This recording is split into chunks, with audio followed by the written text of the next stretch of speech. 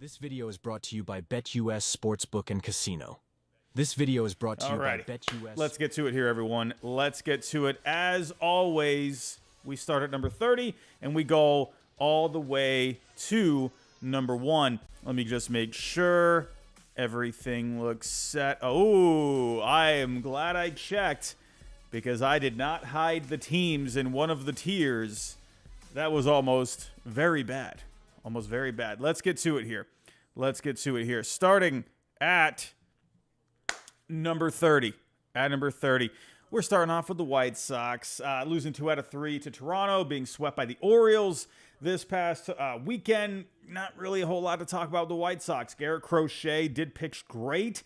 Today, he had 11 strikeouts over 6 innings, 2 earned. You know, Garrett Crochet, I don't remember who I was listening to today, but someone proposed, Garrett Crochet maybe being a trade candidate by the deadline this year. I don't buy it necessarily. This is a guy just really getting into his first full year of starting.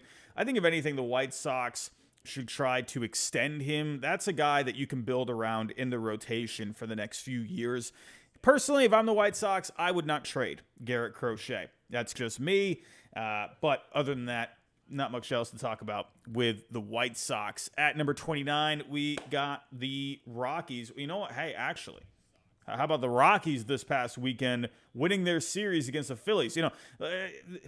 Why is it this kind of... I understand, sometimes little blips can come up on the radar, but why is it the Phillies are playing amazing? They're beating everyone. They're beating the crap out of everyone, left and right, and then they lose a series out of nowhere to the Colorado Rockies. I mean, I don't know what it is. The Rockies are like Bryce Harper's kryptonite. Every time you go... I am honestly starting to think Bryce Harper does not like playing in Colorado. I'm really starting to think that, because every time he gets ejected, I think that's happened for the last 3 series.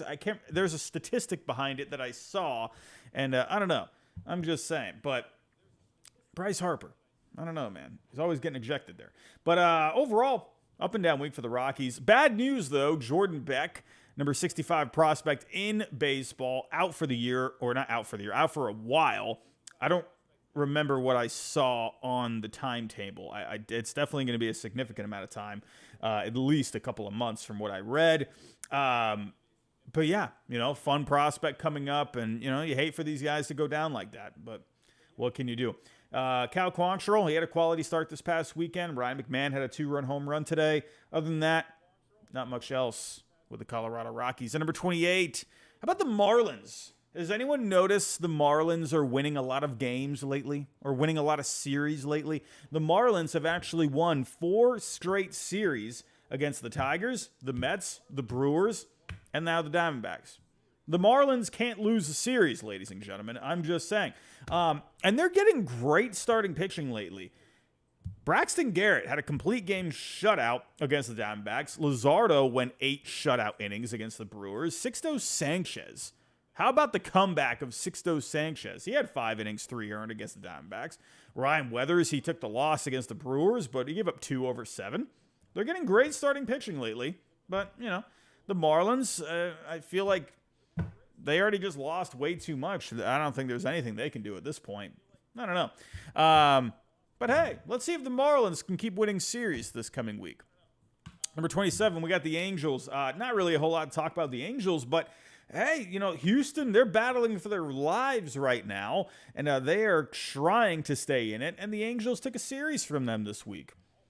Give it up to the Angels, right? But then they lost 2 out of 3 to the Guardians. Mike Trout, he's saying he is feeling good. Still no timetable on his return, though. Other than that, not a whole lot with the Angels. Sorry, Angels fans. I hate to do that to you. Number 26, we got the A's. Hey, winning 2 out of 3 against the Rockies earlier in the week. But speaking of Houston, losing 2 out of 3. Right? Wait, did I get something wrong? Oh, no, we're good. 22nd in offense on the year, but 7th in their last 7 games. They have been hitting the crap out of the ball. J.J. Bleday, J.D. Davis, Brent Rooker, they've all been hitting well. McCann has been hitting well. I mean, they're getting some bats going here in Oakland. They're just not really getting a whole lot of starting pitching. Sears, he's been looking all right. Yeah, he picked up the win against the Astros, 6 innings, 1 earned. Stripling, Spence, and Brooks, though, just nothing. But Mason Miller continues to be one of the most fun players in baseball. A couple more saves this week. Mason Miller, man. Will he get traded? I don't know about that. I don't think he will. Personally, I think that's a guy you need to build around wherever you go. Sacramento, Las Vegas, wherever it may be. Number 25, we got the Toronto Blue Jays. Wow, what a deflating day for Blue Jays fans.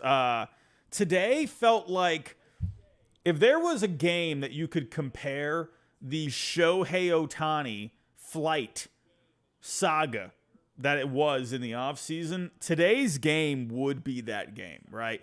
It was just a slugfest, back and forth all day, 11-11, and then the Tigers just walk them off on a walk-off home run. Tell me that is not the Shohei Ohtani flight saga in game form. That's kind of what I thought about. But they did start off the week well, winning 2 out of 3 against the White Sox, but then you drop your series against the Tigers this weekend, and it just ends on the most deflating note. They're now 23-29. They're 5 back in the wild card.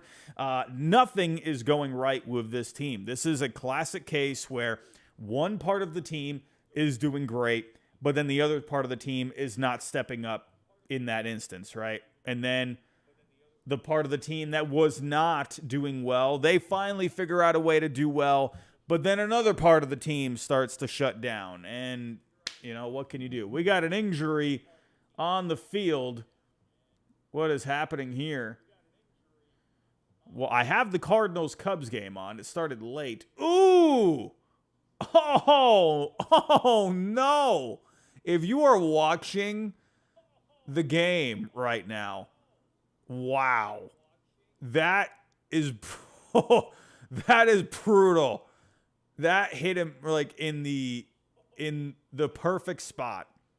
Wow. Good grief. My heart goes out to that man. As for the Blue Jays, nothing is going right. Nothing is going right with this team.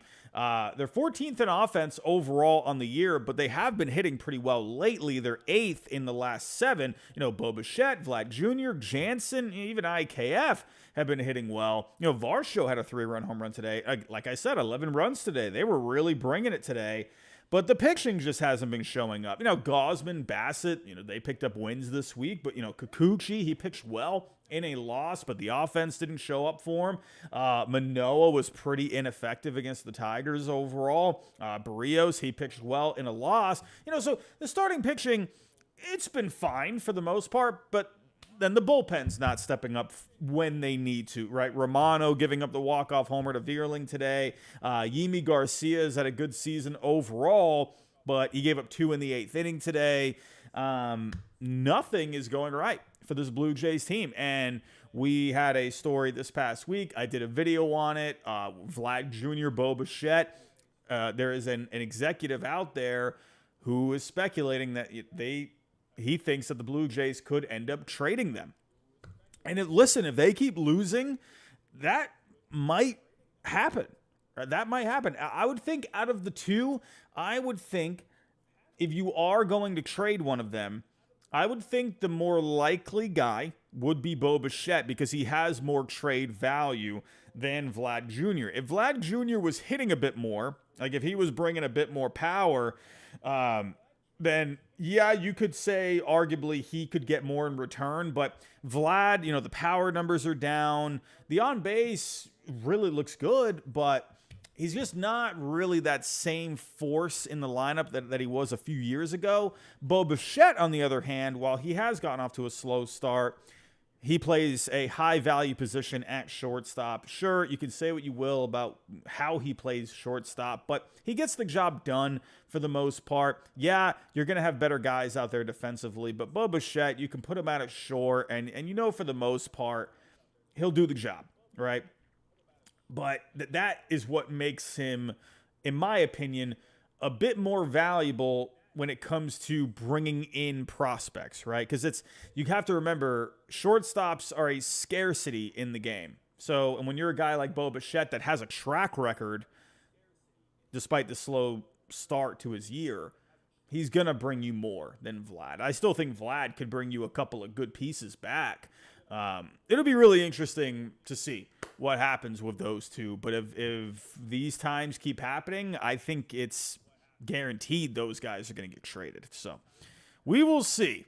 We will see. But go check out the video that I did this past week where I came up with some trade ideas for both Vlad and Bo Bichette. Number 24, we got the Pirates. Up and down week for the Pirates. They did win 2 out of 3 against the Braves this weekend, losing 2 out of 3 to the Giants as well this week.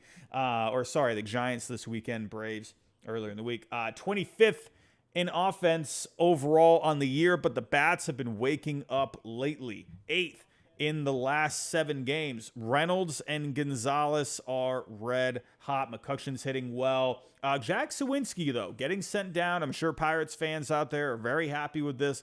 I've been seeing Pirates fans for a long time not liking Jack Sawinski. I thought he was, he was bringing the power for the last couple of years. I thought he was all right. But this year, the numbers are very bad. Hitting 174, on base of 268, slugging 297, had a negative Fangraph WAR. Yeah, it was time for that guy to go down to the minor leagues and try and figure it out. They've been getting great starting pitching lately. Paul Skeens, this is the guy we all want to talk about lately. He did very well against the Giants, but looked actually kind of human against the Giants, even though he still looked great. 6 innings, 1 earned, and no, he didn't strike out 50 batters. He struck out 3 guys, right? It's like a human looking stat line for Paul Skeens. Mitch Keller, he pitched great against the Braves. 6 innings, 1 earned. Even Martin Perez, despite not pitching deep into the game today, didn't do all that bad today. So at least, that's how good the starting pitching has been for the Pirates, right? Falter looked good against the Braves. Jared Jones had a quality start against the Giants. Great starting pitching for the Pirates. They just need to kind of keep this going a little bit. So, number 23, we got the Mets. The Mets, man, oh man, the Mets are just not looking good. Not looking good. And the bullpen, which was a strength in the beginning of the year, it's looking terrible. It's Edwin Diaz. He is just having a rough time, right? More blown saves this week for Edwin Diaz. A blown save on Saturday. The bullpen was terrible against the Giants in that one. Gave up 5 in the 10th inning. Bullpen ERA is over a 6 in the last 7 games. They've been getting okay starting pitching. Luis Severino, who I think could end up being a valuable trade piece at the deadline. We will see, but he continues to pitch well. 7 innings, 1 earned, 6 Ks against the Giants. Sean Manaea is looking okay. Went 5 innings today. McGill, Scott, Quintana, they're looking okay too. But, it's not anything that's carrying the team, right? They really would like to have Kadai Senga back. Offense actually has been hitting really well. 6 in the last 7 games. Vientos is red hot, slugging over 1,000 with a couple of home runs in his last 7. Alonso, Bader, they've been productive. McNeil and Marte, a couple of homers in the last 7 games for the both of them. And Francisco Lindor starting to heat up. Off to a bit of a slow start. I've been seeing videos out there calling Francisco Lindor overrated. I don't agree with that. Personally, at least in my opinion, I feel like Francisco Lindor, I think he's properly rated. I don't know. I think this is a guy, people say, oh, he's paid way too much. Listen, when you're, the last couple of years, he had a very good-looking Fangraph WAR.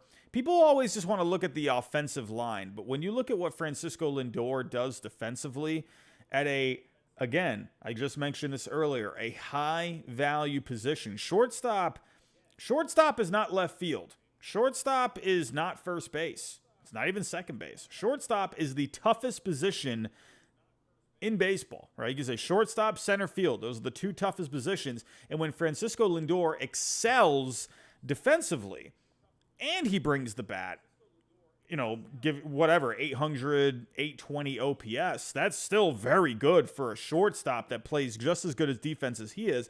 I I don't think he's overrated. You know, I saw a video out there, and I wanted to comment on that. I just don't think he's overrated. I think, for me at least, I think he's properly rated. I think he gets paid accordingly. That's just my opinion, though. But he is heating up with the bat, hitting over 300 in his last 7 games, 800 OPS over that time. But those are just my opinions on Francisco Lindor. Overall, though, the Mets, they're just not playing great baseball. Got swept by the Guardians, losing 2 out of 3 to the Giants. So what can you do? Number 22, we got the Astros losing 2 out of 3 to the Angels in the beginning of the week. Then they redeemed themselves, winning 2 out of 3 against Oakland. They just beat Oakland. I mean, if they played Oakland for the rest of the year, I think they would be fine. But they got to figure out ways to beat other teams.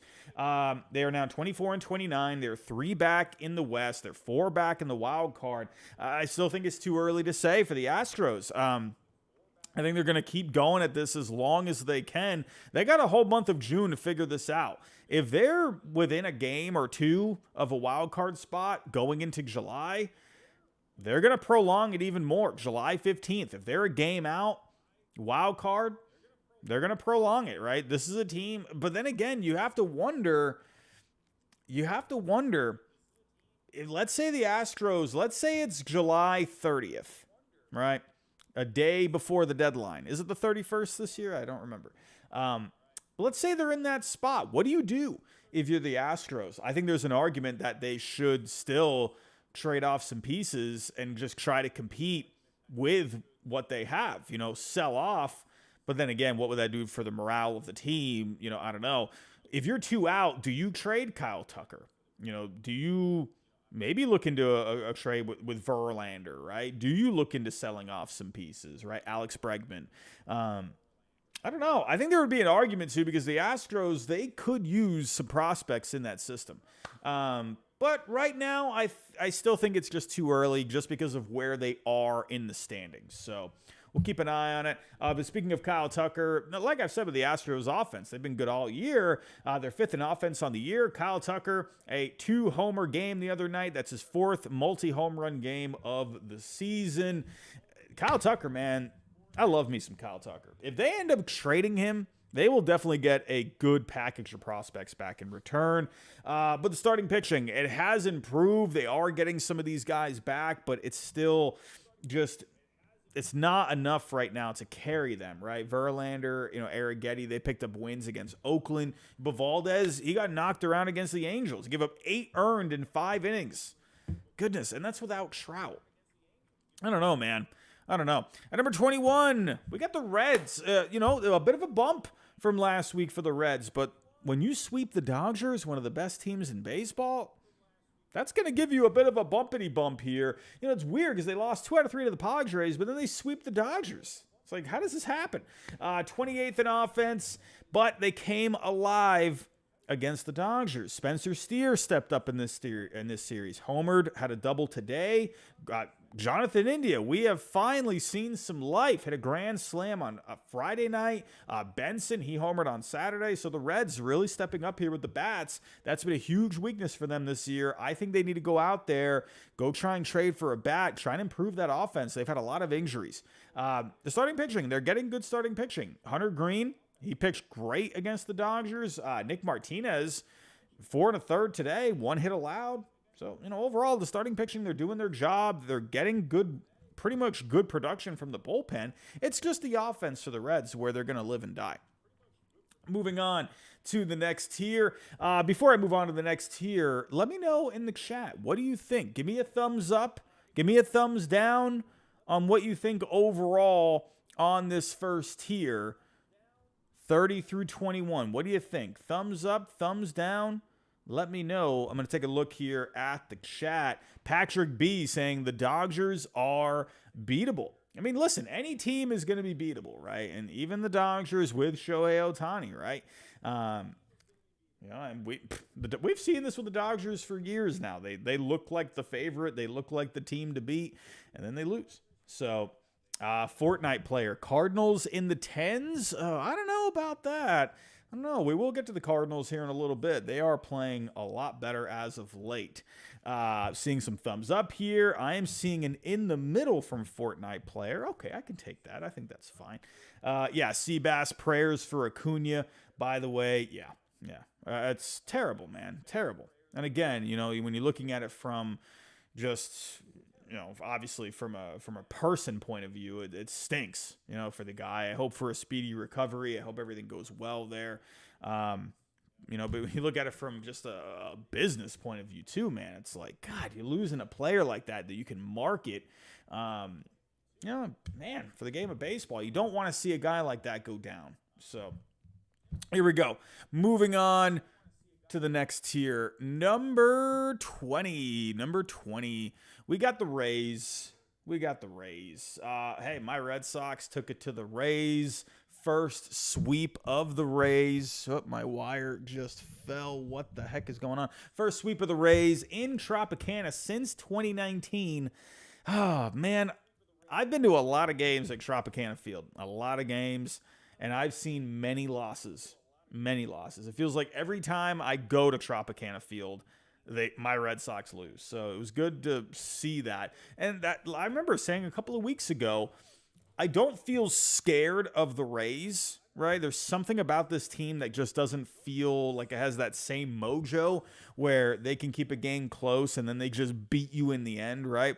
I haven't felt that with this Rays team. Starting to heat up a little bit last week. They got a bit of a bump last week because, I said, hey, all right, here are your flowers. Let's see if you can hang on to these flowers. And they just couldn't. Getting swept by my Red Sox, losing 2 out of 3 to the Royals this weekend. Offense is really struggling. Isaac Paredes, he's been hitting well, though. Just no one else is really stepping up. Brandon Lau tripled today to clear the bases in the 7th to help the Rays win it today. But 3 times this week, the Rays were held to 2 runs or less. So very, very down week for the offense. Nothing really great with the starting pitching as of late. Taj Bradley pitched pretty well today. 5 innings, 1 hit allowed, 6 Ks.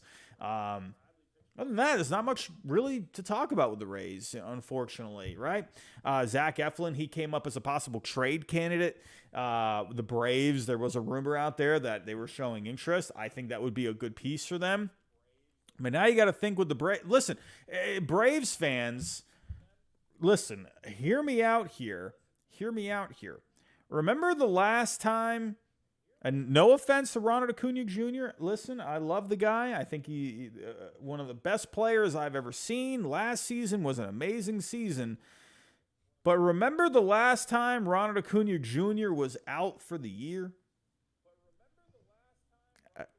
I'm sorry. I'm not trying. I'm just saying the Braves won the whole freaking thing back in 2021. I don't know. Now, can the Braves do that again? Can they replace his production again, right? Remember all those moves that they made at that time, right? You brought in Jock Peterson, you brought in Eddie Rosario, you brought in Adam Duvall.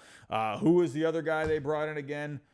They brought in 4 guys. It was Peterson, Rosario. Who was the other guy? I'm going completely blank. Rosario, Peterson, Duvall.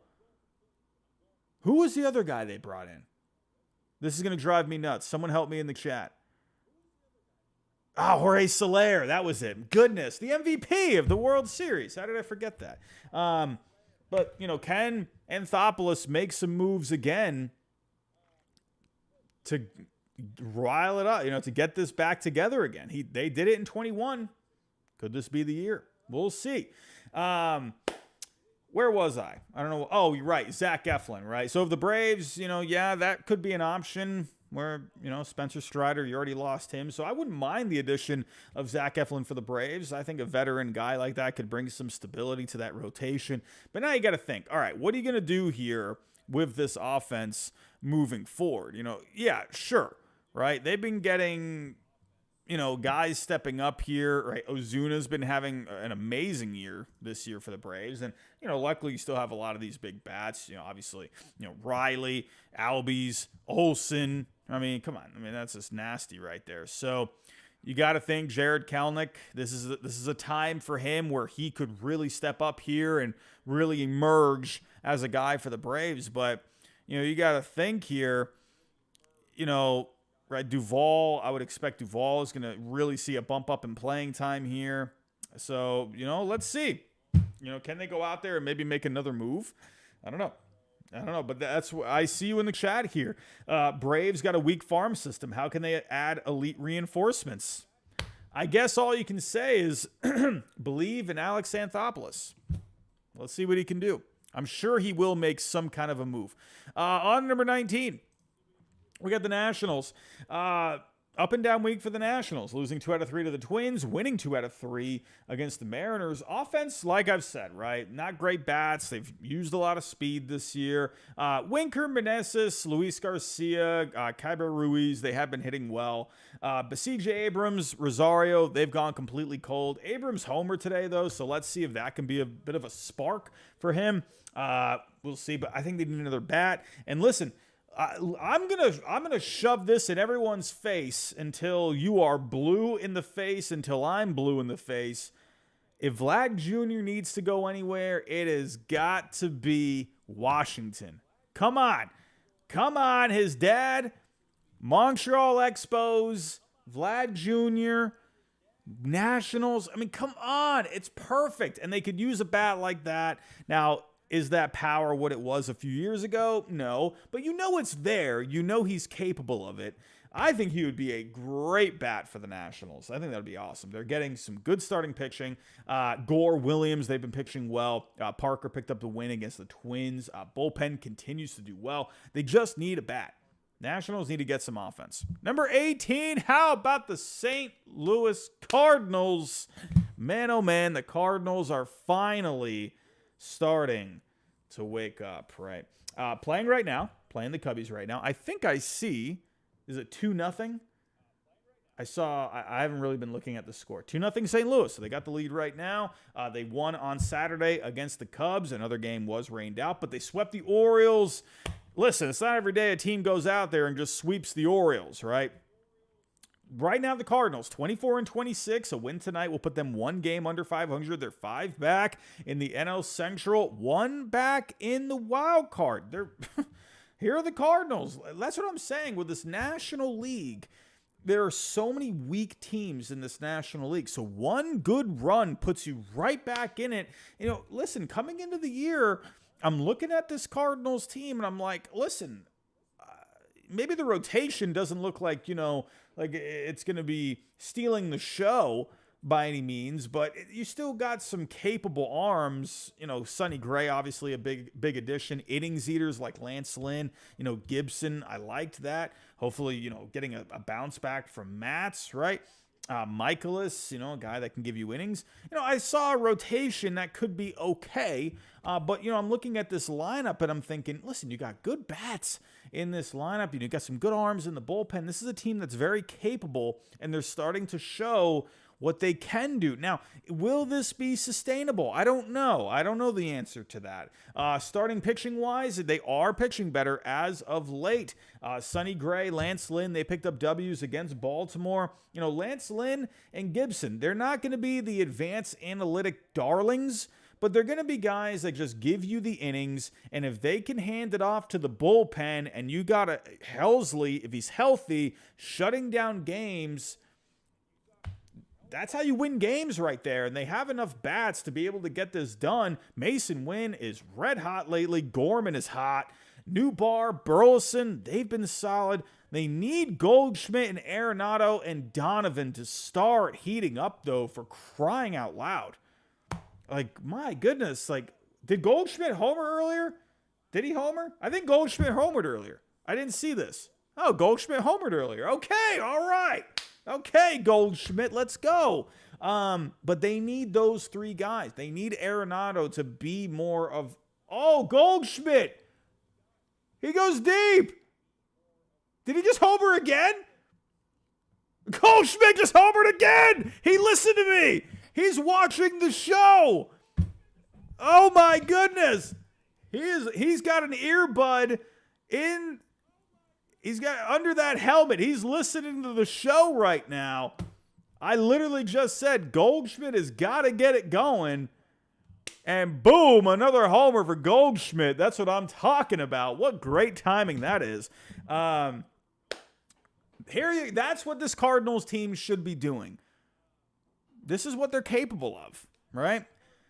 Just saying, man. They have enough pitching. If they can just hand it off to that bullpen, get these bats going, this team can be good, right? Now, will they sell? I don't know, right? In the video that I did earlier, I did mention a lot of Cardinals, but I made it very known that where, if they are in contention, then, team, where if I mentioned like Ryan Helsley for another team, but then I would say if the Cardinals don't make him available, then I offered an alternative, right? So the Cardinals are still in that in-between. I wasn't feeling good about them a couple of weeks ago, but here they are. So number 17, we got the Rangers. Swept by the Phillies earlier in the week. Losing 2 out of 3 to the Twins. Not a good week for the Rangers. This might be a season low for them. I think this is the lowest spot of their power ranking season so far. Offense is ice cold lately. The only guy that's hitting is Corey Seager. He's heating up. 2 home runs today in a win against the Twins. Over his last 7 games, hitting .385 with a .515 on base and OPS, a slugging of 1.077. 6 homers, 8 RBIs in the last 7. Held to 8 runs in 3 games versus the Phillies. 5 in the first 2 against the Twins. So offense is very dry right now. None of their starters got a win this past week. In fact, they all took a loss in the last 7 games. So, yeah, man, there's just not really much to say about the Rangers besides Corey Seager. Bullpen has been struggling. Sure, Yates, Robertson, they've been pitching well at the back end, but they're not getting much else. So, but what can you do? The Rangers, they got to start picking this up. Number 16, we got the Diamondbacks. You're starting to see some life from the Diamondbacks lately, but what a weird week. What a weird week. You win 2 out of 3 against the Dodgers, which the Reds just swept them, so the Dodgers are cold. But then you lose 2 out of 3 to the Marlins, and it's like, what is happening here? Like, this is the most oddball-looking week for a team. You beat one of the best teams 2 out of 3, and then you lose to one of the worst teams 2 out of 3. I don't get baseball, man. 12th in offense, Walker, Newman, Gurriel Jr. hitting well. Pitching, doing all right. Doing all right. Blake Walston got his first start in his major league career. He was their number 4 prospect back in 2022. He's struggled since then. He's the number 25 prospect this year, and finally made some noise up in the majors. Fought Montgomery. They picked up wins this past week against the Dodgers. Jordan Montgomery. I read this a quote from Jordan Montgomery. He said he appreciates spring training so much more now. I hope never again we see guys hold out until the end of spring training. It's just crazy. The fact that Montgomery said, yeah, I used to hate spring training, but now I have a new appreciation for it. I'm like, oh, goodness gracious. I still hate thinking about how long it took him and Snell to sign. Gallen, he pitched good in a loss against the Marlins. He gave up 3 over 7, but, it is what it is. The D-backs, you're starting to see some life from them. They're coming alive a little bit. At number 15, we got the Giants. Winning 2 out of 3 against the Pirates and the Mets. You're starting to see the Giants heat up. They are 11th in offense on the year. They scored, I mentioned earlier, against the Mets. They scored 5 in the top of the 10th there on Saturday. Brett Wisely, he's been hitting well for them lately. Had the go-ahead hit in that game. Matt Chapman, Patrick Bailey, they've been hot. Patrick Bailey with a grand slam on Friday night. Lamont Wade Jr. is hitting great. 450 with a 972 OPS over his last 7 games, hitting .333 with an 893 OPS, a couple of homers. Starting pitching, it's been up and down. Logan Webb, he looked great today against the Mets, 7 innings, 8 Ks. He was really good against the Pirates as well. Blake Snell returned this week, has not made it through 5 innings in 1 start with the Giants. 3 1/3, 4 earned against the Pirates. Listen, if Blake Snell wants to be Blake Snell again, he's going to have to start pitching here, at least into the 5th inning. Jordan Hicks picking up the win against the Mets, 5 innings, 8 Ks. He continues to have a great year. But hey, the Giants, you're starting to see some life from them. I got them right in the middle at number 15. We're halfway through, everyone.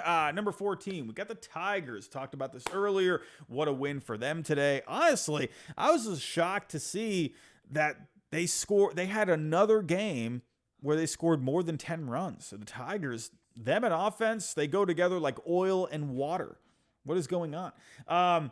They got swept by the Royals earlier in the week, but they redeemed themselves, winning 3 out of 4 against the Blue Jays. Matt Vierling with the walk-off homer today. The offense, like I said, it's been the problem. Today did help. Let's see if that can ignite some more consistent offense. Kerry Carpenter has been hot. He's slugging .889 over his last 7 games with 3 home runs. Colt Keith is starting to heat up a little bit, hitting .455 with a .727 slugging over his last 7. They need him to heat up, man. They need these guys, at least 1 or 2 more of these guys to heat up to provide some extension to this lineup, because these guys, their lineup, for the most part, they're just getting mowed down every single time. The starting pitching, this is really good starting pitching. Kenta Maeda, Olsen, they picked up wins this week. Flaherty did have a quality start in a loss. He struck out 9. Scooble, Manning, they were kind of whatever this past week. Casey Mize, though, he got rocked in his last start. But overall, a up and down week for the Tigers. But maybe today's win that starts to ignite some life into this team. Now, I'm going to be honest, with the next few spots, this was a bit of a clunker for me. I'm honestly kind of lost of where to even go at 13, 12, and 11. I think you could go either way with these 3 spots, so I know I'm going to make people mad with these next 3 spots. Whatever. I don't even care, because I couldn't even figure this out. Number 13, I decided to put my Red Sox at 13. I thought about maybe putting them at 12. I would not put the Red Sox at 11. That's what I will say. I don't think they should be on the knocking on the door spot just yet. I think 13 is fine. They swept, like I said, they swept the Rays, right? That's big. They don't ever do that. It's very rare they sweep the Rays at Tropicana.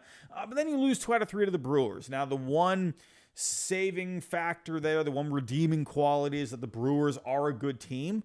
I guess you could say that. But overall, an up and down week for the Red Sox. The offense, they need something else in this offense. Rafael Devers, he can't hit a home run every single game, but he did hit a home run in 6 straight games. That happened this past week. First Red Sox to ever do it. That's awesome, right? Jarren Duran, he's been hitting pretty well lately. He's been playing great defense as well. Jarren Duran is just a spark plug for this team right now. Willie Abreu tripled today. He continues to look like a Rookie of the Year candidate. Look out for Willie Abreu. Very underrated guy, in my opinion. David Hamilton. David Hamilton is starting to pick it up a little bit here. OPS is up to a 730. Nothing great, but much better than what it was not too long ago. He's hitting over 300 in his last 15 games. They've been playing him at short. Ceddanne Rafaela, they moved him back out to center field. Not that he was playing, terrible at shortstop by any means, but Ceddanne Rafaela is a better center fielder than he is a shortstop. So, David Hamilton, this is his chance to really take that job by the horns, right? In my video that I uploaded earlier today, I suggested for the Red Sox to trade for a shortstop. I will not tell you who that shortstop is. You got to go watch it if you want to find out. But if Hamilton wants this job, he is going to have to keep being at least somewhat productive. The glove is getting a little bit better, a little bit more consistent. Let's see. Hamilton is a player to watch for the Red Sox over the next month or so. Tyler O'Neill, though, dealing with a bit of a knee issue. Hopefully it's nothing major, but that is something to keep an eye on. Starting pitching continues to look great. Tanner Houck, awesome today against the Brewers. 6 innings, 1 earned. He has a 1.90 ERA in 11 games. Andrew Bailey, my goodness, keep that man protected at all costs. I told all of you, man, I said, listen, Andrew Bailey is going to be a guy. I had people laughing at me. I had people saying, my God, Robbie, what is he talking about? The giraffe neck Robbie is here. And I'm like, listen, Andrew Bailey, listen, I made tweets. I talked about it in streams. I'm just saying, man, look what the starting pitching is doing. There was some news, though, for the Red Sox. Bob Nightingale, Mr. Bob, he said that the Red Sox do indeed plan on trading Kenley Jansen. Now, let's see where the Red Sox are at the deadline. Buying, selling, we'll see. I think you could see a situation where, even if the Red Sox are buyers, I think you could see a situation where they still trade Kenley Jansen, and that kind of goes hand in hand with what I'm talking about with Andrew Bailey, because I think at the end of the day, when this Red Sox team, they have direction now with their pitching staff, right? Even if they trade Kenley Jansen, like, sure, you're losing a veteran guy there. I mean, yeah, he gives you a bit more comfort at the back end of games, but I think with the Red Sox, the way they view pitching now, I think they probably think they can just put someone else, or they could have multiple guys be in that role. I mean, Andrew Bailey has even talked about it. He has even said, you don't necessarily need to have a closer. I don't agree with that necessarily. I think you need to have a guy at the end of games that you can count on. I don't like closer by committee. It's not a favorite of mine, but I think that they could do that. And they could trade Jansen and try and get a prospect out of it. So don't be surprised if the Red Sox end up trading Kenley Jansen. Even if they are still like a game out of a wild card spot. Would not be surprised about that at all. So, moving on. Number 12, we have the Mariners. Again, I had a bit of a tug of war here with the Mariners and the Red Sox. I think there is an argument for the Red Sox to be ahead of the Mariners. Now, where I will give the Mariners a bit of credit is they split with the Yankees this week. The Yankees, we all see how well this team is playing. The Mariners, I still think it's a good team, losing 2 out of 3 to the Nationals, though. That's where I almost put the Red Sox ahead of the Mariners, because the Red Sox won 2 out of 3 against the Nationals, and the Nationals won 2 out of 3 against the Mariners. So that's where I almost made that, what's the word I'm looking for? This is where I almost put the Red Sox ahead. But I'll keep it there. Now, let me know in the chat. Do you think the Red Sox should be ahead of the Mariners? I think it's close. I think there is an argument for the Red Sox to be ahead. I'll let you guys vote on it. What do you think? Give me a thumbs up. Do you think the Red Sox should be at number 12? Or do you think the Mariners should be at number 12? Write in the chat. Mariners at 12 or Red Sox at 12? What do you think? Let me see. Patrick B., you think that's a good place for the Mariners? Rafael Diaz, you think Red Sox at 12? The doctor is here. The Mariners' bats are sleepy. We'll talk about that in a second.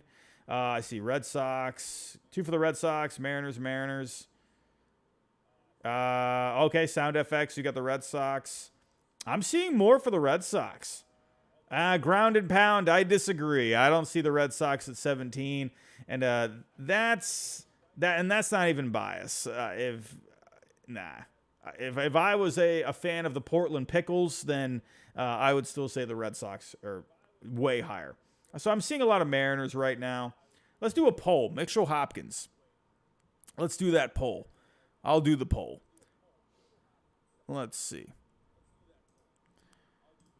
We will do the poll. Did we hit 200 likes? We did hit No, we have not hit 200 likes, everyone. We're at 130 likes. Come on. Give me that little like button there. All right, so let's do the poll. I usually don't do polls. Who's number 12? Red Sox or the Mariners? All right, vote on the poll. We are going to be... I don't usually do the polls, but we will see here what you all think. All right, Mariners ahead, 67% of the vote. I think you all have pretty much decided. Yeah, the Mariners, we're going to stay at 12. So, but the offense, we just got a comment here in the chat. The offense... yeah, they need to wake up. They need to get this going here. Yeah, they came alive today, right? They did come alive today. Julio Rodriguez, Ty France, they broke out. J-Rod, 3 for 5, home run, 4 RBIs on the day. Ty France went 2 for 5, 3 RBIs. Finally, Ty France, man. This is a guy, jeez, he has not been having a good year. So that's hopefully a sign of things to come. The starting pitching, that was the strength of this team coming in. Up and down lately, though. Brian Wu, he was great against the Yankees. 6 shutout innings, 7 Ks. Logan Gilbert, 6 innings, 1 run, and a no decision against the Nationals. But Kirby, Miller, Castillo, they all took L's this week. But, you could say, yeah, the offense, they're not helping out. So, we'll see. The Mariners, they're a really interesting team. I'm not really sure what to think of them. But they're kind of floating around this range for the most part. Number 11, I got the Padres. For the Padres, they kind of had like an extended week because there was a rain out last weekend. They ended up winning 3 out of 4 against the Braves. They had the doubleheader earlier in the week, and then they won 2 out of 3 against the Reds, and then they lost 2 out of 3 against the Yankees. But overall, combined winning their series against the Braves last weekend coming into this week, the Reds, winning their series there. I think the Padres, I think there's a lot of good about this Padres team. Unfortunately, Xander Bogaerts, well, I actually saw for the most part, Padres fans were like, okay, losing Bogaerts, yes, it stinks that you get a guy that's getting injured and blah, blah, blah. But I felt like a lot of Padres fans were like, okay, maybe this will be a good thing for him to kind of get away for a little bit, try to, come back a bit better, because he got off to a really bad start. So he is due to miss a significant amount of time. He fractured his shoulder on a diving play. Well, Sports Guru, you tell me. I see you in the chat. Padres are not 11. Then who's number 11, my friend? Tell me who's number 11. Based off of the statistics, Padres, they're better than you think. They're 7th in offense on the year. Starting pitching has been really good. They have a top 10 bullpen. I'm just saying, man, who's number 10 or who's number 11? So, Alfredo, why are we looking at records? Do you know how many teams are like either at a 500 record, but that doesn't mean anything. Yes, wins and losses. I know that means a lot, but you have to look at how the teams are doing with their offense. You have to look at how their starting pitching is doing, how the bullpen is doing, right? Do you know how many teams we have that are like within 500? I mean, my goodness, the Cubs are 27 and 25. The Mariners are 28 and 26. The Giants just got back to 500, 27 and 27. You have like this, 10 teams that are right within like a 500 record. And it's like, who is the clear-cut team to be at number 11? I'm going by stats. I don't just go by record. Just, pointing that out.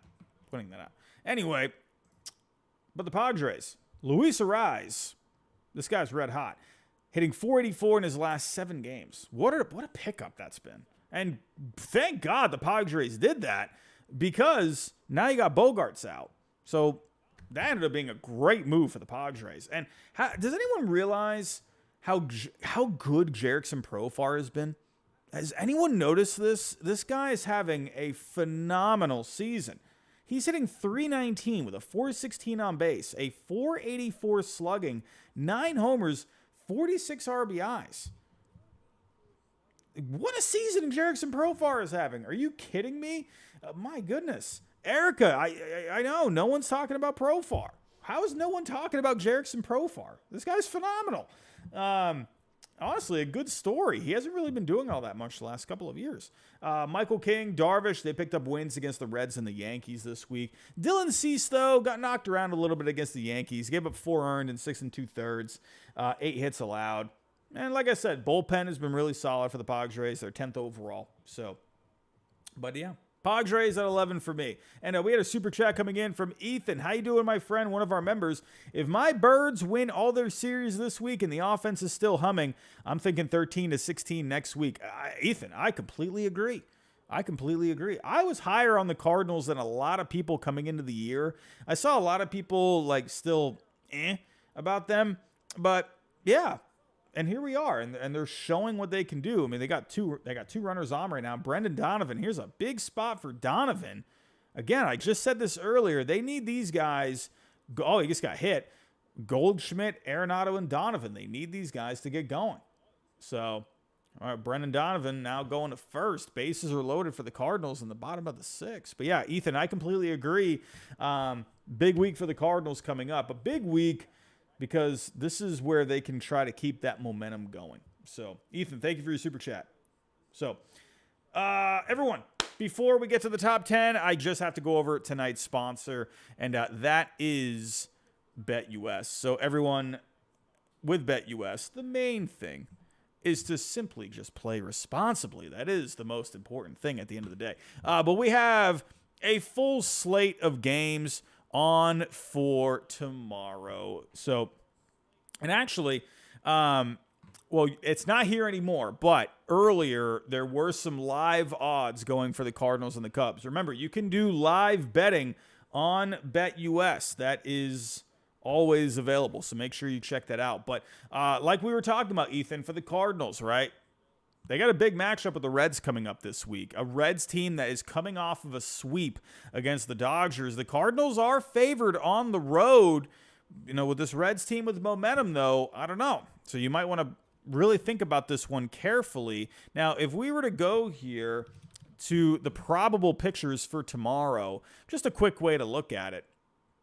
Now, for tomorrow, for the Cardinals, we have Lance Lynn going up against Nick Lodolo. Nick Lodolo got off to an amazing start. He's been a couple of clunkers the last few starts, but Lance Lynn has been very steady. I think with the momentum the Cardinals have, I think this could be decent odds to take the over, the plus 123. If you were to put down, let me get logged in here. And if we were to do the over, sorry about this, everyone. 1 second. Let me just get this all pulled up here. So going the over, if I were to just throw down, I don't know, $20, right? That would win me $24.60. That's not bad if you ask me. So this could be a decent value to take advantage of, right? On the road, but they're hot. Lance Lynn has been pretty, dependable, I would say, this year so far. But there's a ton of other matchups, right? The Dodgers, right, they are favored, but not playing great. However, they're playing the Mets, who have not been playing great either. You got the Phillies and the Giants on. We got the Marlins and the Padres. I mean, the Marlins are just winning series left and right. I mean, maybe you want to try out the 155. But remember, it's not just about who wins the games. You got run lines going on, too. You got over-unders for runs in a game. Just saying, there's a whole bunch of different ways to play. So check out all these odds. We got basketball going on as well. All right, my Celtics and the Pacers, I believe. This is game 4 on tomorrow. Can't fully remember. It looks like we could be heading towards a Celtics Mavericks finals. That's I'm not gonna lie. That's pretty good. It's a pretty good series. Kyrie Irving going back to Boston for the NBA Finals. I'm just saying that's popcorn worthy right there. But you got the hockey playoffs going on as well. So a whole bunch of odds to take advantage of. Make sure you take advantage. And also with BetUS, they got great customer service. So if you ever need help with anything, I mean, you can literally just message them online and they respond very quickly. So please play responsibly. That is the most important thing. But with BetUS, the link is in the description down below. Using the code JOIN125 gets you a 125% discount on your first 3 deposits. Definitely take advantage of that. Everyone, let's get back to it here. We are in the top 10. Here we go. Top 10. At number 10, we got the Cubs. And, this is looking great for the Cubs right now. They're losing 4-0. But coming into today, not a great week. They dropped down a couple of spots from last week. They lost 2 out of 3 to the Braves, losing. Now they're going to be losing the series to the Cardinals here tonight. So maybe you could argue the Cubs drop out of the top 10. the Cubs offense, it's just been terrible. You're seeing it right here tonight. No runs on the board, slumping heavily in the last 2 weeks. Swanson, Tauchman, yeah, sure, they've been hitting well, but everyone else is completely quiet in this lineup. Imanaga, that was a bit of a story this week. They decided to push his start back, giving him a bit of a rest. They're thinking, all right, they want to preserve this guy for the rest of the year. He's been amazing this year. We've all seen the numbers with Imanaga, but do expect him back this coming week. Nothing wrong with him. They're just giving him a rest.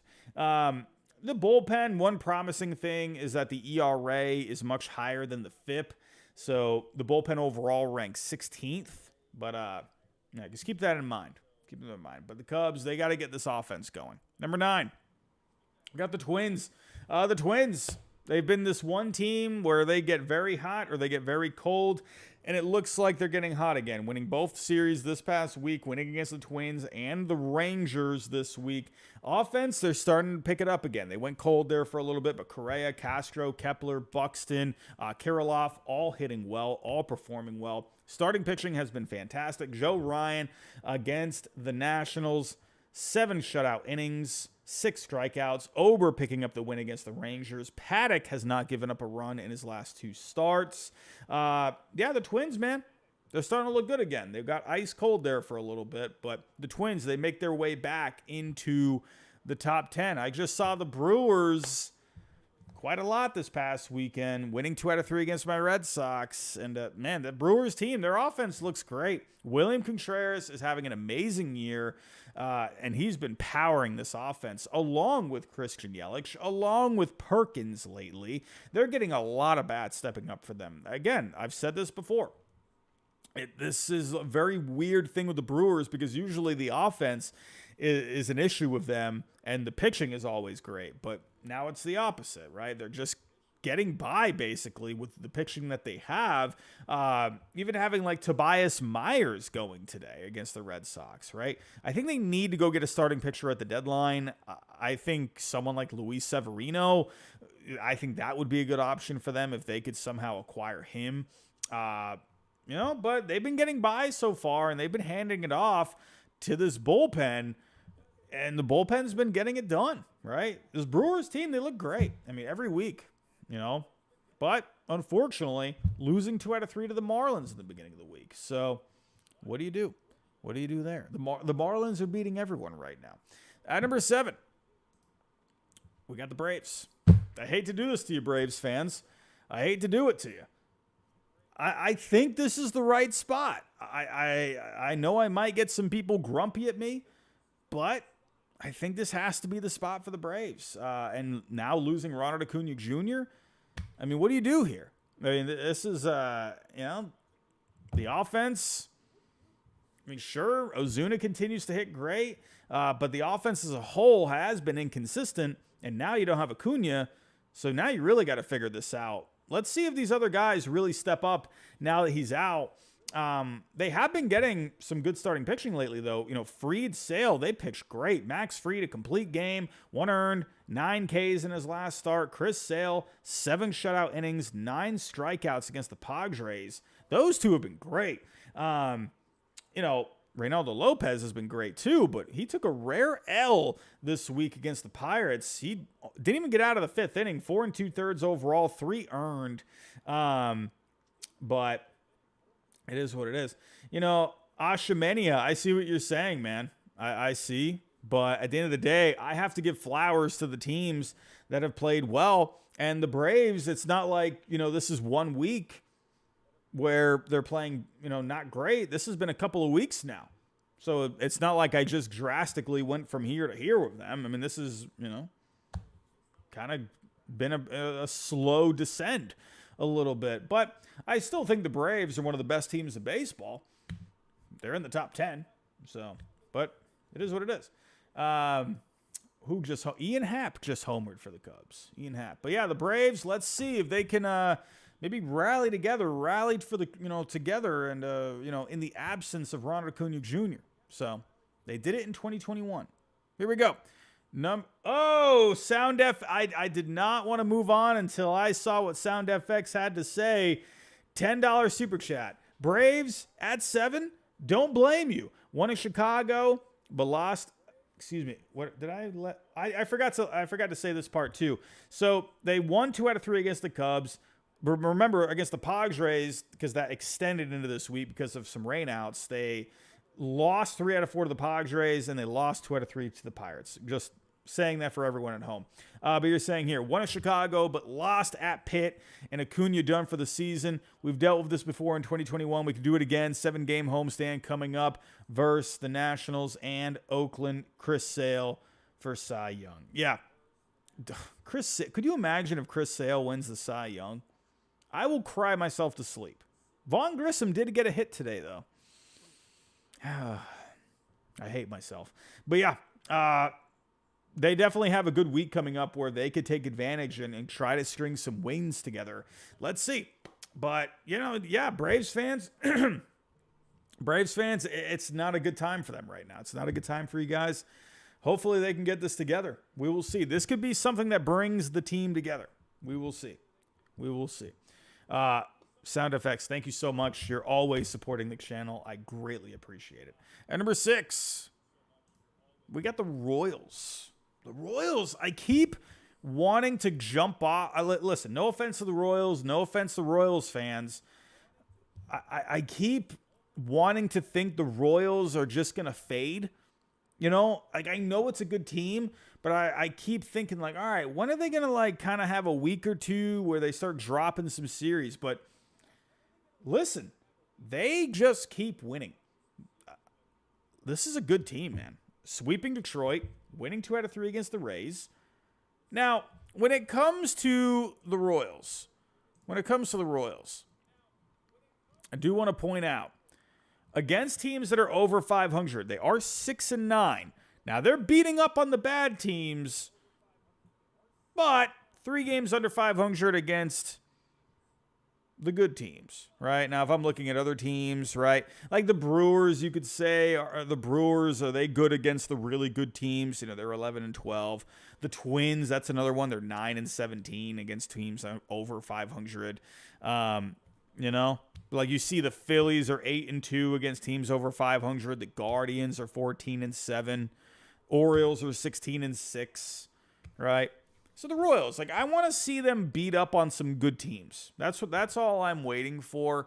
I just need to see a little bit more out of the Royals. But they're showing a lot. No offense to everything they've done. But they're 9th in offense so far. Best offensive team in the last 7 games. Bobby Witt, red hot, hitting over 400 in his last 7 with 3 home runs. Massey is wrecking everything. Michael Massey almost hitting over 500, hitting 480 in his last 7 games with 3 homers. Makeout Garcia, Freddie Fermin, they're hitting well too. The starting pitching from Cole Reagans and Seth Lugo. These guys just continue to dominate. Reagan's 6 shutout innings against the Tigers today. He pitched great. And then Lugo. Who would have thought Seth Lugo could be a Cy Young candidate? I didn't see that one. 7 innings, 1 earned against the Rays. I'm just saying. Bullpen, I think, needs to be shored up a little bit. Right now, they have an xFIP of 4.73. Something to pay attention to with the Royals, right? But results are results, and they are looking good. Now, this is where we're going to get a little hairy. I'm already preparing myself mentally for what's the word I'm looking for? For the backlash I'm probably going to get on this. I've mentally prepared myself for the comments. I've already embraced that I'm going to get some unhappy fans. But I'm doing it. You know why? Because I'm going to give some other teams their flowers. I'm going Dodgers at 5. Is this an overreaction? It might be. But they've lost 5 straight. Losing 2 out of 3 against the Diamondbacks. Getting swept by the Reds. The offense slumping lately. They're 2nd overall. Mookie, Teoscar, Smith, Lux, yeah, they're hitting well. But everyone else is slumping. Yamamoto got hit around today. He looked pretty good against the Diamondbacks, but they're not getting a whole lot of pitching from, much else in the rotation. The bullpen, 11th overall, still it's a great team, right? But right now, they're just kind of falling back a little bit. They've had a bad week. I already know, probably going to get some people grumpy with me. Now, Master Shifu, I love the name. I can't put Kansas City ahead of the Dodgers right now. I just can't. I can't. I'm not ready. However, if the Royals have a good week and the Dodgers have less of a week than the Royals, very, very good chance I could make that move. I need to see one more week. But yeah, the Dodgers, they're just not really, just lately, they're not playing great, but they're also not doing well with the timing of it because we got some other teams ahead of them here that are just playing a lot better than them right now, and they're just playing great. So, Dodgers at 5. Now, this is where it could also get a little hairy. I think you could go either way with the 3 and 4 spots. I think you could go either way. I think there's arguments for both. But at number 4, again, I might be getting ahead of myself. I'm going Orioles at 4. I really wanted to put them at number 3. I did. But I just like the way the Guardians are looking right now at number 3.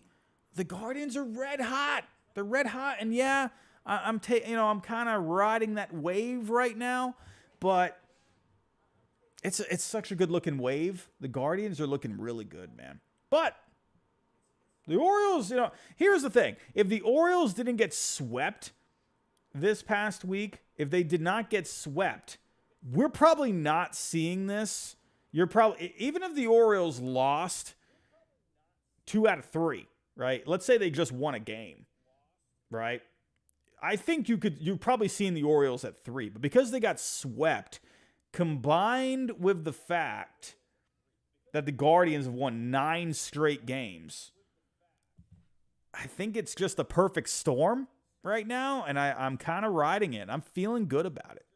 Now, this could very well change next week. This could definitely switch next week. But Orioles, right? Like I said, swept by the Cardinals, but they swept the White Sox as well. Sweeping the White Sox, that's not really anything crazy, right? But it is winning games. Offense, right? Offense for the Orioles have been looking great. Gunnar Henderson, he's been amazing. 3 home runs in his last 7 games. Mountcastle, Hayes, they're hitting well. Santander, 2 home runs in his last 6 games. They're getting good starting pitching, right? Kyle Bradish, 7 innings, 11 strikeouts against the White Sox. Corbin Burns with a quality start against Chicago. Grayson Rodriguez got the win. But again, they had a rough series against the Cardinals, right? Nothing was looking all that good. Craig Kimbrell looks like he's back fully in the closer role. Picked up a couple of saves this week. But the Orioles, they took a bit of a step back, and unfortunately, that came at the same time when the Guardians have won 9 straight. And we have a super chat here from Nathan. How you doing, my friend? One of our members here on the channel, $10 super chat. Guardians are red hot. 9 in a row. Let's go Cleveland. Can't wait for Quan and Gavin Williams to be back. The sky's the limit. Plus, Jose Ramirez is red hot. David Fry is hitting bombs. I never thought David Fry would make it into my notes. I'm sorry. No disrespect, but I didn't think the name David Fry would ever be in my notes. But you definitely hit the nail, Nathan, there. They're red hot. I mean, let's talk about it. Nathan, thank you so much. One of our members. I appreciate you, my friend. But yeah, Jose Ramirez, first to 50 RBIs on the year. David Fry, like you mentioned, Nathan, 10 for his last 18 with 3 home runs. I mean, David Fry, this is a guy that's really forcing himself into the lineup right now. Even maybe when some guys come back, he's going to be a guy that you have to, if he keeps this up, to stay in this lineup. Right now, sure, Stephen Kwan, he's going to come back. But, when he comes back, sure, Kyle Manzardo is starting to pick it up a little bit. You're starting to see him get it going. But if Fry keeps hitting like this, I think you got to figure something out there. I don't know. But keep an eye out for Mr. Fry. Starting pitching. Now, I will say this about the Guardians. ERA, 3.86 on the year, but the FIP is higher at a 4.49. Keep that in mind. Results-wise, they're getting it done right now, but projection-wise, FIP doesn't look as pretty. So Guardians fans, keep an eye on that, right? Bybee, Lively, Allen, they did pick up wins this past week, but they got the best bullpen in Major League Baseball. This bullpen has been absolutely phenomenal, first overall. So gotta love what this team's doing right now. Sweeping everyone. Good offense, good pitching, right? It's a red-hot team right now, and everything is clicking. Now, we got the 1 and the 2 spots. Last week, the Phillies took the number 1 spot, and I said, I think there's an argument for the Yankees to be number 1. We will give it another week, and here we are. We're back in the seat. Did the Yankees do enough to take the number 1 spot? There's an argument for the Phillies. There's an argument for the Yankees. I think the Phillies, when you look at the numbers, they're 4th in offense. They got the best starting pitching in Major League Baseball. Statistically, they're 3rd in relief pitching.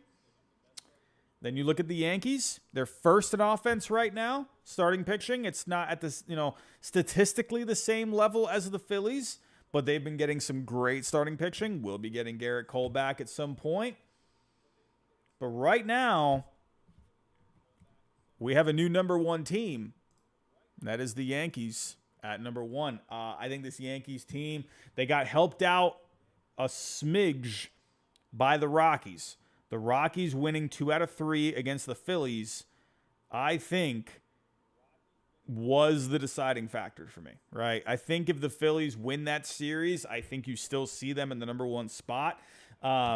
But I think with the Yankees right now, this team just looks fantastic, right? Sure, they split with Seattle early in the week, but winning 2 out of 3 against the Padres over the weekend, but then the Phillies losing to one of the worst teams in baseball in the Rockies.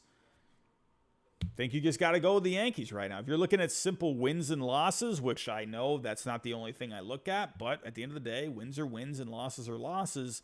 And when you're looking at the top 2 teams in baseball, when it comes to who's in the number 1 spot, I think that matters, right? It is what it is. To me, when I'm looking at the Yankees and the Phillies in this situation, I think you could almost look at it as like a 1A, 1B. The Yankees, best team in the American League. Phillies are the best team in the National League right now. If I put them head-to-head, I don't know, man. I think that Yankee lineup, I don't know. That Yankee lineup is scary, man. Scary. Aaron Judge, red hot. This guy's got 5 home runs in his last 7 games. Did he homer today? Let me actually pull this up. Aaron Judge. This guy has been... I still remember seeing people... I never actually saw the tweets, but I remember seeing people saying, why were people talking about Aaron Judge getting sent back down? Getting sent down to the minor leagues. And I'm like, who is even saying that? But I guess people were talking about it. No, he's got 4 home runs in his last 7 games. He has 11 home runs in the month of May. Aaron Judge is out of his freaking mind right now. Juan Soto still looks like an MVP. 3 home runs in his last 7 games. Anthony Volpe, Anthony Verdugo, they're looking great. Gleyber Torres starting to heat up a little bit. 2 home runs in his last 7 games. Starting pitching, sure, the Phillies starting pitching has been fantastic, but the Yankees, they've been just as good, right? Stroman looked great against the Padres. 6 shutout innings, 3 hits. Luis Gil, I was saying it wrong last week. Apologies on that, but I got it right this time. 6 1/3 shutout against the Mariners. 8 Ks. Carlos Rodon looked great against the Padres. Cortez picked up a win against the Mariners. Now, question is, who goes to the bullpen when Garrett Cole comes back? I think you got to keep Luis Gil in this rotation right now. So that leaves either Nestor Cortez or Clark Schmidt. I think Clark Schmidt has done a lot. I think maybe Nestor Cortez might be the guy that you put in the bullpen. Or you could go with the 6-man. I see you in the chat, the Wizardess. I see you. But for the Phillies, again, I really like this Phillies team, man. It's kind of, I don't want people to be getting upset over the 1 and 2 spot because they're both really good. Phillies, best record in baseball. Again, you lose 2 out of 3 to the Rockies, but you did sweep Texas. 4th in offense. They're 2nd in the last 7 games. The Yankees are first. The Yankees are in the top 5 as well there, but first overall. But the Phillies, they've been hitting just as good. Bryce Harper, red hot, 3 home runs this week, slugging almost 1,000. Sosa, Realmuto, Schwarber have been hitting great, getting good starting pitching. Suarez, 7 innings, 1 earned, 10 Ks. God, Ranger Suarez is looking good, man. 10 starts. He's 9-0, 1.36 ERA, a 2.53 FIP. Wheeler Nola picked up wins. Phillies look great. We got a super chat here. Exton Stone, $20 super chat. Yankees start is torrid and without Garrett Cole, no less, but I remember 2022 like it was yesterday. Yeah, I think Garrett Cole, he's going to have some rust when he comes back. He's going to have some rust, right? This Yankees team, they feel like, I think the difference with this Yankee team, Exton Stone, is they have an identity. They feel like they have a backbone, if that makes sense, right? It feels like they're just a tough team. They feel like that old Yankee team from like the late 90s, early 2000s. They feel like that team that you did not want to play. They got that swagger to them, if that makes sense. They got these winning attitudes. That's been the difference with the Yankees the last few years, where 2022, sure, results were there, but there was something just that didn't feel right with that Yankee team, right? They felt like they didn't have that it factor. They feel like they have that it factor this year. There's just something in the air with the Yankees. I'm just saying. But everyone, those are my power rankings for this week. We will be back next week. Let's see if the Yankees can hang on to the number 1 spot.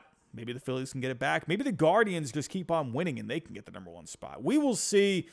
Guarantee I'm going to make some people grumpy with these this week, but it is what it is. Everyone, make sure you hit that like button on the way out. The goal for tonight was 200. We're only at 166. If you can help us get to 200, I will love you forever. Hit that share button. Subscribe if you're new. Make sure to check out the newest video that was uploaded earlier tonight. And everyone, don't forget about our sponsors, BetUS. They are sponsoring tonight's show. Thank you to them. And don't forget to check out Mando. The links are in the description down below. Take advantage of those deals. They're great deals. They really do help support the channel. So definitely check it out. And Father's Day is also around the corner. So if you're looking for a good Father's Day gift, Mando, I'm just saying, if I was getting a box of goodies from Mando, I'd feel pretty happy about that. I'm just saying. But everyone, I want to thank everyone for coming out tonight, putting in your thoughts in the chat. Thank you to those who dropped a super chat. That is always greatly appreciated. Thank you so much for that. Everyone, thank you again. Always appreciate seeing all of you turning out every week. But we'll be back next week. I am tired. I need to go to bed. But look out for more videos this coming week. I got a big week planned. A lot more content coming for you. Everyone, have yourself a great night, and I'll talk to you next time.